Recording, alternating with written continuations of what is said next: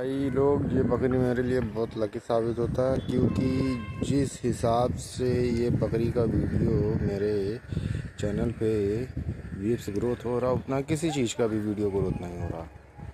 अभी मैं इसको अपलोड किया था कल, जो है वो 1.1 के चला गया। अभी कल शाम को भी किया था तो इतना नहीं गया था, दूसरा बकरा था।